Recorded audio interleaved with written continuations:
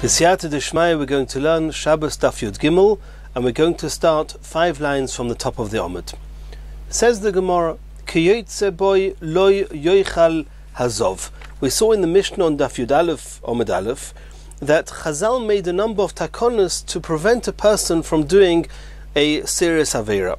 And the Mishnah says that in the same way as the Chachamim made a gezerah, a decree, about what one is allowed to do on Erev Shabbos before Shabbos comes in, and the way one's allowed to read or not read with the light of a lamp, and the way one's allowed to delouse one's clothes, etc.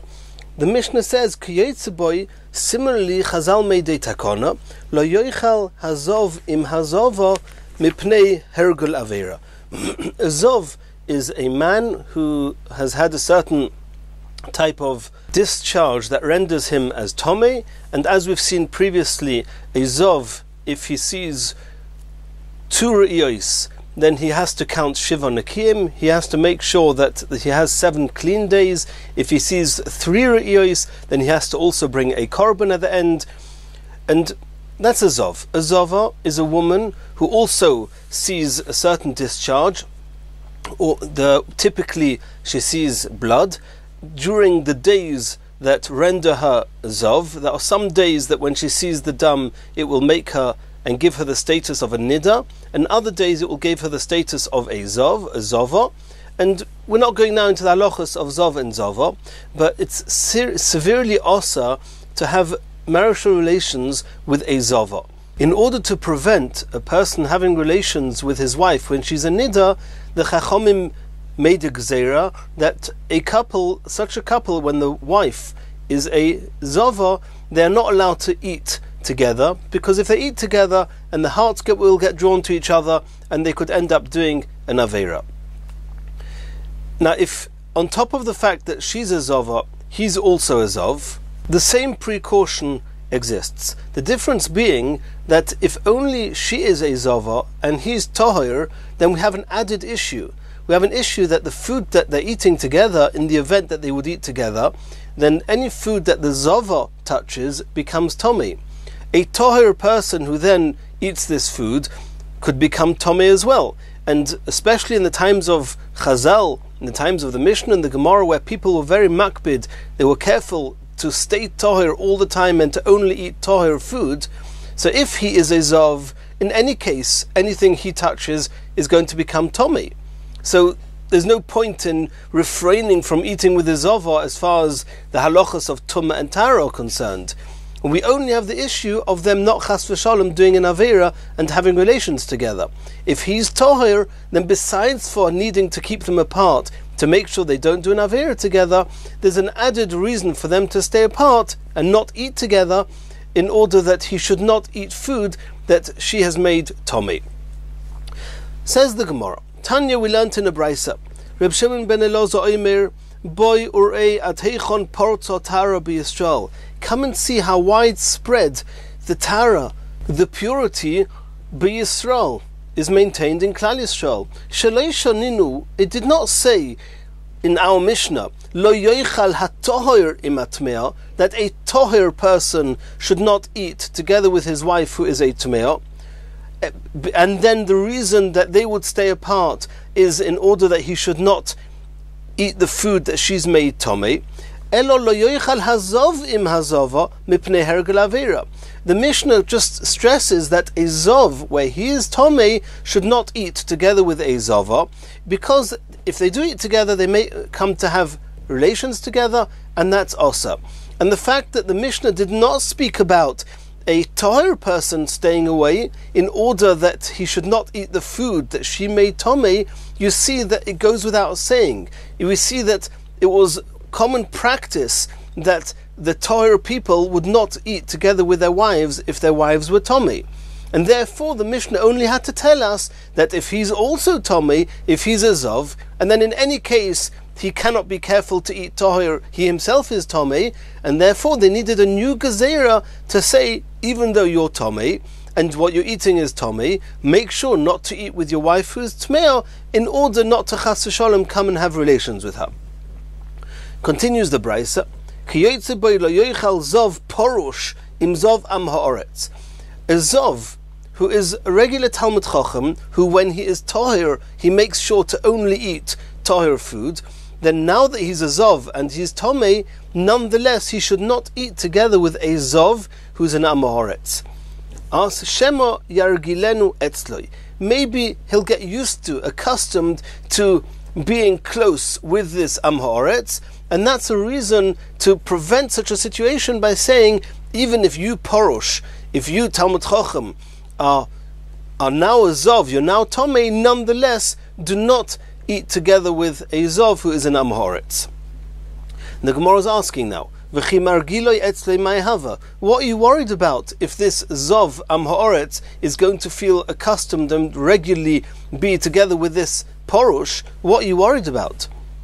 Elo'ema, says the Gemara, no. When the Brisa says that a Zov Porush should stay away, should not eat together with a Zov Am Haaretz, then don't say Shemo Yargilenu Etzle, maybe he's going to be common and they're going to be together. No, say Ema Shemo Yachilenu Dvorim Tmeim. The reason that a Zov Porush should stay away from a Zov Am Haaretz is in fear that the Zov Am Haaretz is going to feed or cause the Zov, who is normally a Porush, to eat food which is Tomei. Asks the Gemara, Otu Zov Porush Lav Dvorim Tmeim Ochil?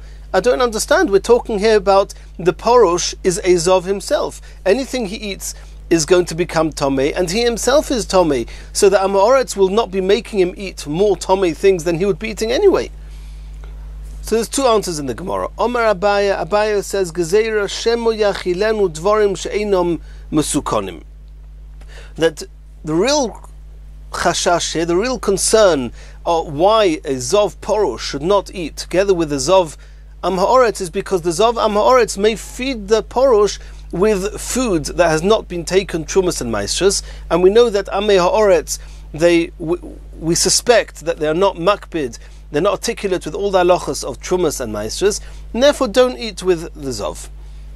Even though you're eating your food and he's eating his food, it's a gezeira, maybe he'll give you his food, and not eating his food is also the gezeira of Demai, don't eat the food of an Am Haaretz, maybe he didn't take Trumas and Maestras. Rava Omar, Rava says no. Roiv Am Haaretz Ma'asrin Hein. Most Am Haaretz do take Trumas and Maestras, and therefore we wouldn't make a gezeira otu gezeira. You wouldn't make a gezeira not to eat with Am Haaretz because he might give you food that is his, it belongs to Am Haaretz, and then you're going to say, if it's his, maybe he didn't take Maisa. He probably did take Maisa, and even though the Chachomim said, don't eat the food of an Am Haaretz, maybe he didn't take Maisa, but to go as far and say that you're not allowed to eat with the Zava Am Haaretz, because he may give you his food, which maybe has not been taken Trumas and Maestras, we wouldn't go that far. Elo, the reason over here in the Brisa it says that a Zov Porush should not eat with a Zov Am Haaretz is Shemo Yehi Rogil Etzlei. Maybe you'll just become friends together. He's going to become accustomed to eating with you. Now it happens to be they're both Tomei. He's a Zov and he's a Zov. But if you're going to get acquainted with each other, then the Zov Am Haaretz is going to come next week or whenever it is when the Zov Porush is Tahir and is again going to come and eat with him. And now the Porush wants to be makbid to only eat taharis, only eat things that are pure, and the Am Haaretz is going to come and eat with him, and we assume that the food of an Am Haaretz is impure, and that's going to destroy the purity of the Porush, and therefore, even whilst the Porush is a Zov, do not get accustomed to eat with an Am Haaretz. Continues the Gemara. Iboyeluhu nida mahu shetishon im baila hi bebigda v'hu bebigdoi. We know there's another type of tomei of a woman, and that's a tumas nida. It's distinctly different from the halachas of zov and zova. We're not going now into those halachas. And if a woman is a nida, then it's severely asa for her husband or for them to have relations with each other. Now, it was common practice in the time of Chazal, and Rashi brings proof from this from a Gemara, that a couple, when a woman is tahir, they would sleep in the same bed, and they wouldn't necessarily be clothed. That's what Rashi brings from a Gemara. The question is, in the case where she is a nida, then obviously relations are severely osa. The question is the fact that he is clothed and she is clothed, in which case that's a clear sign that make sure not to get too close. Is that enough to allow them to sleep in the same bed or not? Says the Gemara, Omar of Yosef, Tarshema, it's a Mishnah in Chulin Daf Kuf Daled. The Mishnah says, Ha'oif oile im hagvino ala shulchan.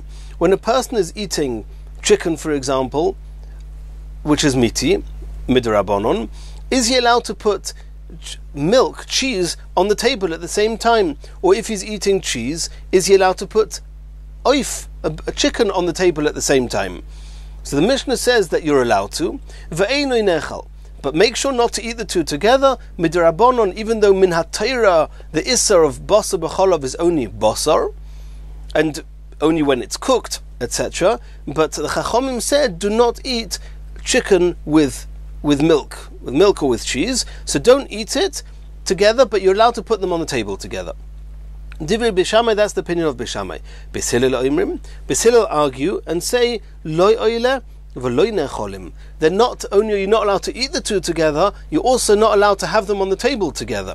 So you see here that there's a gzeira that in order that you shouldn't come to eat the oif together with the gvina, we don't even allow you to get close together and don't let them even be on the table at the same time whilst you're eating.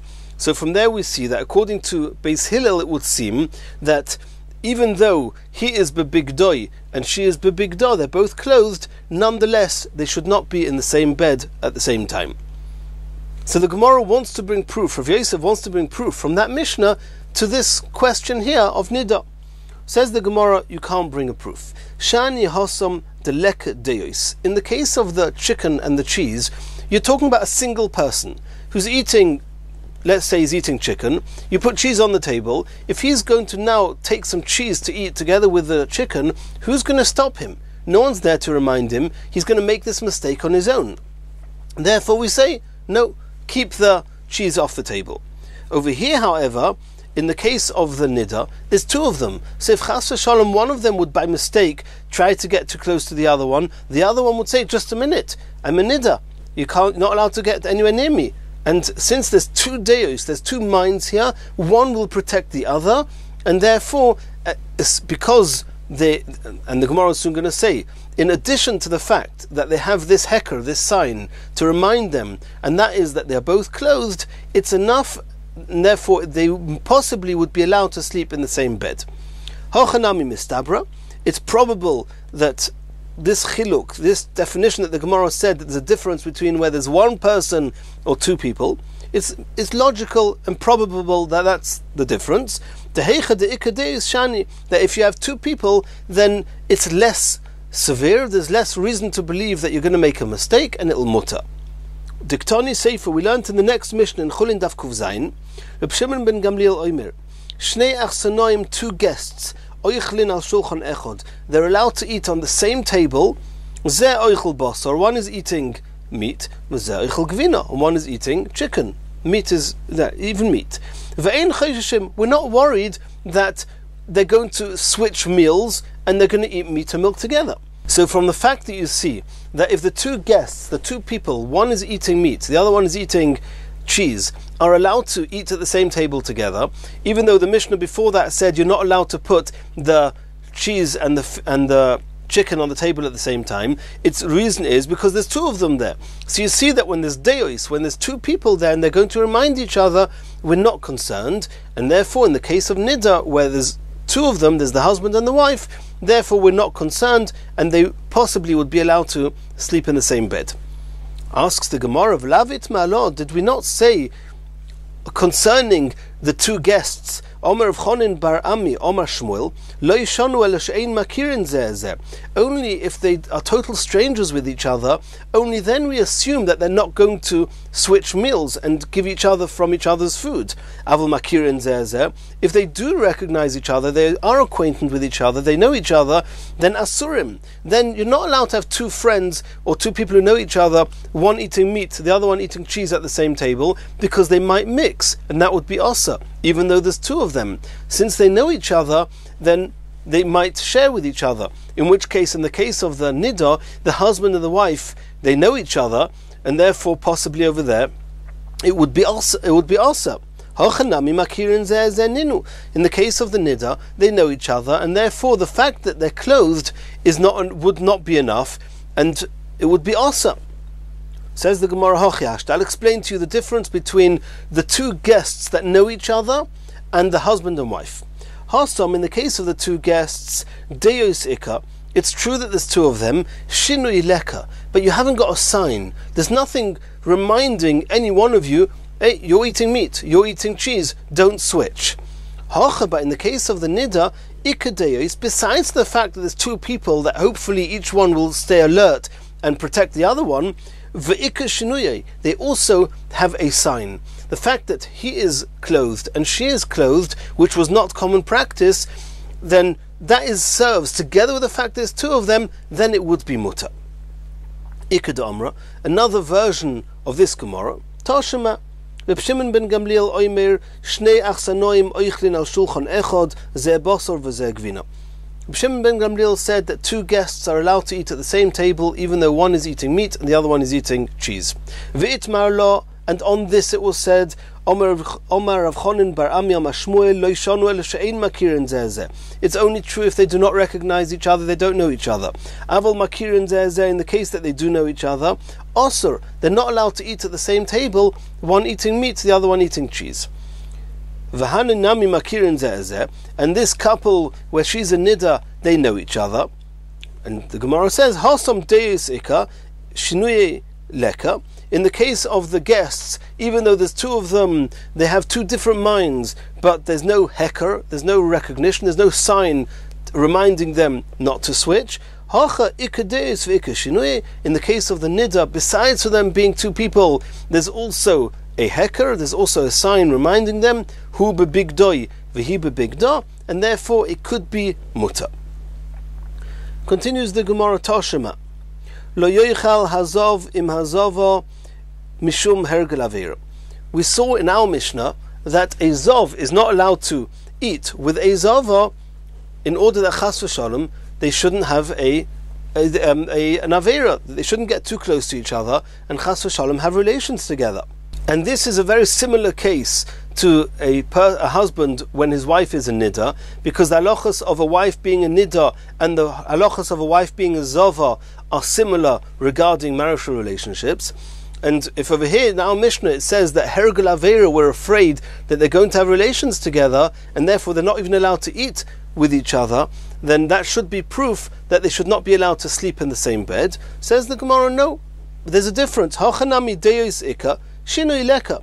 It's true that in both cases there's two people, there's a couple, but in the case of the Zav and the Zava eating together, there's no heker, there's no shinui, there's nothing there to remind them not to get too close. But in the case of the Nida, where he is clothed and she is clothed, that acts as a simon, and therefore it could be mutter. Tashema. It says in the Pasuk, El Hehorim loy ochol ve'enov loy noso el gilulei beis Yisrael ves eishes re'ehu loy timei vel isha nida loy yikrov.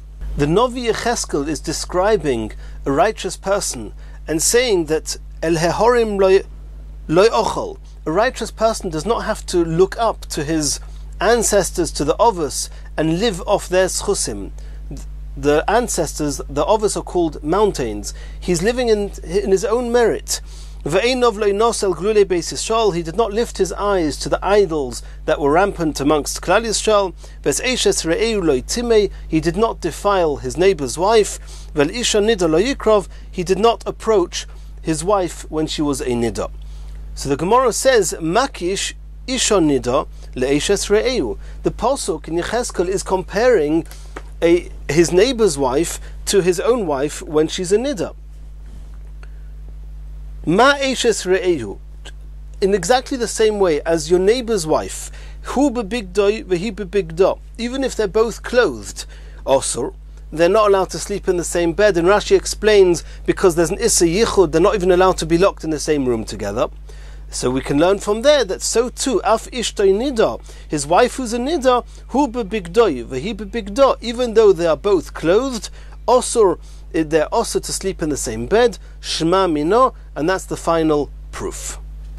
Continues the Gemara, upligi de Rav Pados, and this seems to argue with Rav Pados, because we just brought a pasuk saying that a couple, when she's a nida, they are not allowed to sleep in the same bed. And this seems to argue the Rav Pados. The Omer of Pados, lo asra Torah elo kurva shel gilui aroyis.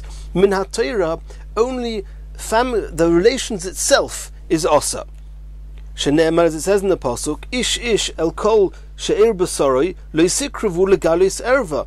According to the Torah, a woman who's a nida or any of the aroyis is not allowed to be megale erva. Gilui erva means having relations. However, according to Rav Pados, min ha-Torah, only having relations themselves is also min ha-Torah. Any other type of kurva, of closeness, is only also midrabanon. And since any closeness, even touching each other, is only also midrabanon according to Rav Pados, therefore we assume that according to Rav Pados, that not allowing them to sleep in the same bed when they're not even touching each other, they're both clothed, then we assume that even midrabanon they would not say it's asa, and this seems to contradict what we just saw that we learned from the pasuk that hu bebigdoi vehi bebigdo are not allowed to sleep in the same bed. Continues the Gemara, Ula ki hava osu mi beirav, when Ula would come back from the Beis HaMedrash, hava menashik luhu la'ach v'sei, he would kiss his sisters, abei chodaihu, on their chests, v'omri lo, and others say abei yodayu, on their arms, on their hands. Upliga didei adidei. Even though he himself would do it, because he knew that he was an absolute tzaddik and nothing would enter his mind that was inappropriate, but for others he would rule that one should not do that. Da'oma ula afilu shum kurva asur. Ula says any type of closeness with somebody that one's not allowed to be married with is asa. Why? Mishum Leich omri nazira. We tell a nazir is not allowed to drink wine, so we say to the nazir, go, schor lekarmo, go around the vine, lo sekariv, do not get close to the vine, because if you go into the vineyard, you may end up eating from the grapes, which is also as a nazir. And in the same way as we tell a nazir, stay far away from the vineyard, so too regarding all types of closeness, anyone who's not your wife when she's mutter, stay far away, no touching, no getting close. Continues the Gemara, Tana debe Eliyahu. It was taught in the yeshiva of Eliyahu. Some say this is referring to Eliyahu Hanavi, others say it's a Tana who was called Eliyahu. But what does it say in this brisa? There was an incident with one of the students, one of the Talmidim, Sheshano Harbe. He learned a lot of Mishnayos, V'karo Harbe, and he learned a lot of Chumash, V'shimish Talmidei Chachomim Harbe, and he served Talmidei Chachomim, and the Talmidei Chachomim explained to him the intricate details and explanations of everything that he learned. And nonetheless, Umeis B'chatzi Yomov, he died very young, half his days. His wife would take the tefillin of this Talmud Chacham, she would go round to all the shuls and all the bati medrash, and she would say to them, Ksiv b'Torah, it says in the Torah, Kihu chayecha v'oirech yomecha. Torah is cause for longevity, it gives you long life. And my husband was a Talmud Chacham sitting and learning, and he died so young. Bali, my husband, Sheshono Harbe, he learned a lot of Mishnayos, V'koro Harbe, he learned a lot of Chumash, V'shimish Talmidei Chachomim Harbe, and the Chachomim explained to him all the halachas. Mipnei ma meis b'chetzi yomov. Why did he die so young? And there was nobody in the shul or the Beis HaMedrash that could or was prepared to give her an answer. Pam achas nisarachti etzla. At one point I was a guest with this almona, with this woman, and she told me over the whole incident, everything that happened with her husband. And I said to her, Biti, my daughter, when you were a nida, mahu etzlecha, how was he with you? Omroli, she said to me, Chas v'sholem, afilu be'etzba ktano lo inoga bi. He wouldn't touch me even with a little finger. B'meili bonecho ma'u etzlecha. What happens when you are a zova? How was he with you? Ochal imi. She said that he would eat with me. V'shoso imi, and he would drink with me. V'yoshon imi b'kiruv bosor, and he would sleep with me even though we were touching each other without clothes. Also, but I can guarantee you his mind was completely pure and he had no intentions, chas v'shalom, of having marital relations together, because since she was a zova, he knew it was severely osa. And I said to her, Baruch Hamokim, blessed is Hashem, Shehorgoi, that killed him, that took him away. Sheloi nosa ponim latayra. When it comes to the halachos of nida, one's got to, and ziva, one's got to take the extra precaution not to get even close to a nida or to a zava. The fact that he allowed himself to sleep with his wife like that, even though he was sure of himself that he would not do an avera, nonetheless it was severely inappropriate for him to do that, to the extent that he was deserving of leaving the world early.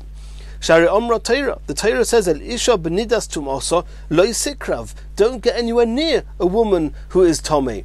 How could he allow himself to sleep with you in the same bed like that? Ki also Rav Dimi, when Rav Dimi came, Omar mito chada havoi. He says that they were sleeping in the same bed, but it was a very, very wide bed, and there was no kiruv basa. They were not touching each other at all. And he thought it was mutter. That's how Rashi explains this. It's a bit interesting because the Brisa said a minute ago that they were Yoshon imi bekiruv basar, and here Rashi says that it was not with kiruv basar. Okay, the Mefarshim discussed this a little bit.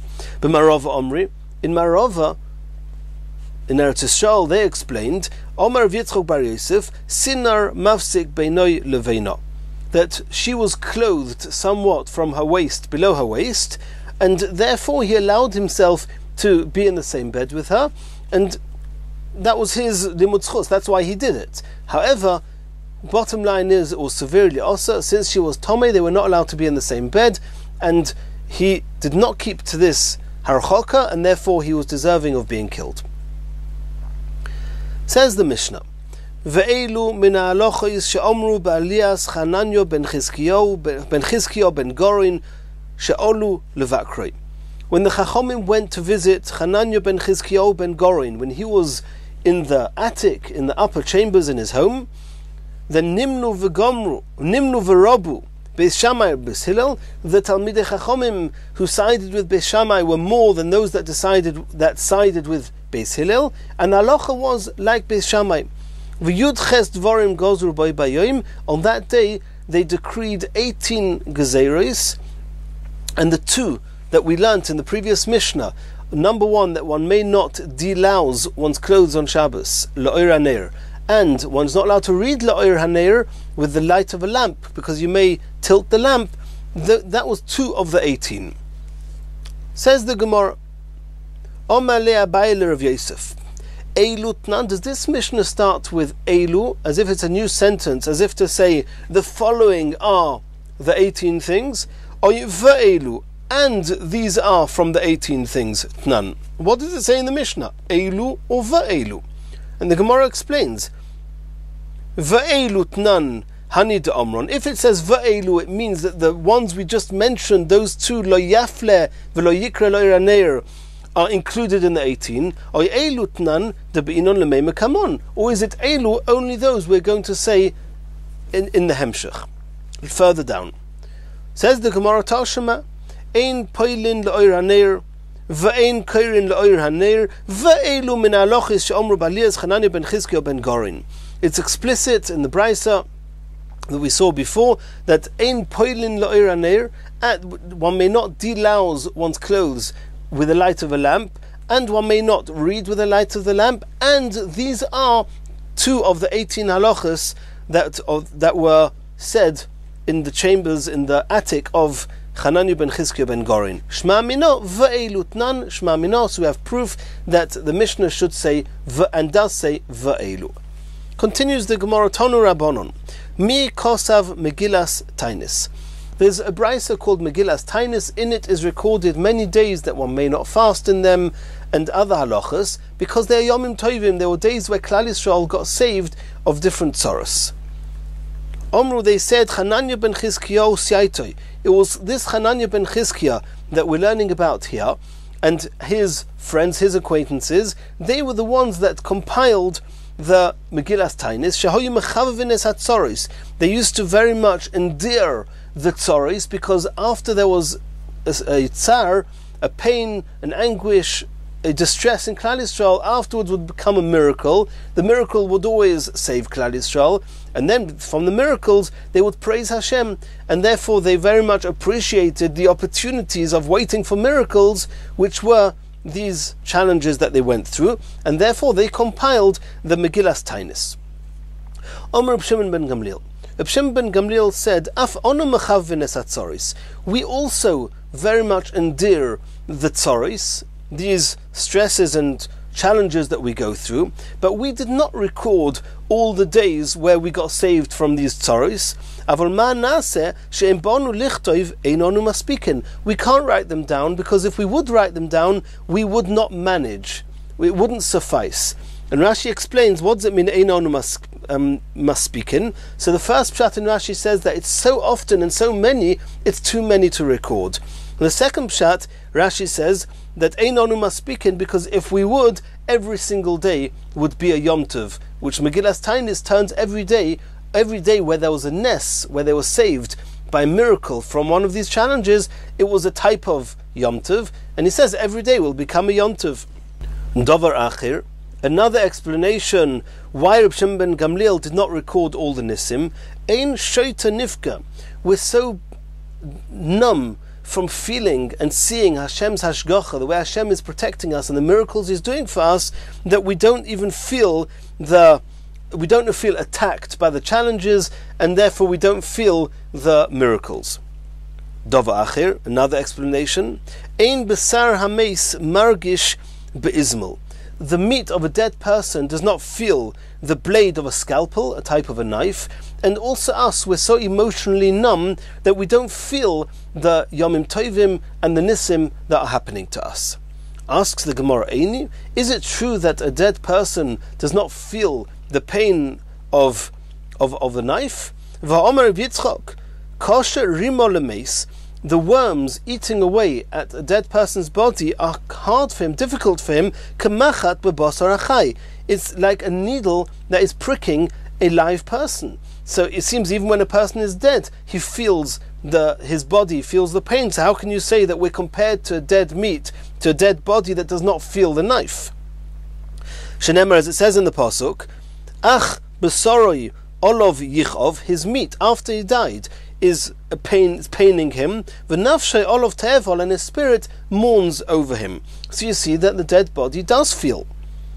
Says the Gemara, no. Eima ein besar hameis shebechai margish beizmel. We're not saying that a dead person doesn't feel. We're saying a live person who has a little piece of dead meat someplace annexed to his body, that little piece of dead meat, when it gets cut, the live person will not feel the pain. And so too, we are numb from feeling the tzoros and the nisim that Hashem does for us. Omer Rav Yehuda Amarav, Barom, however, Zochur oisoi ish letoiv, v'chananya ben Chizkiyahu shemoi, he's going to always be remembered positively. She'el molei hu nignaz Sefer Yecheskel. If not for him, they would have had to hide the Sefer Yecheskel. Shehoyu dvorov soisrim divrei Torah. There are certain parts and psukim within Sefer Yecheskel that seem to contradict psukim in the Torah, and to the extent that the Chachomim were contemplating possibly having to hide and take away the Sefer Yecheskel. Ma'osa, what did Hananya ben Chizkiyahu do? He'eluloi Gimel Meis Garvei Shemen, they took up 300 barrels of oil to the attic. V'yoshav ba'aliyah, and he sat in the attic there in the upper chambers of Darshon, and he explained all the contradictions, and he made sure that every single pasuk in Yecheskel is congruent with all the halachas and all the psukim that we know in the Torah, and that way they saved Sefer Yecheskel. And in Mirz Hashem, in the next shir, we're going to start learning the details of the rest of the Yud Ches Dvorim.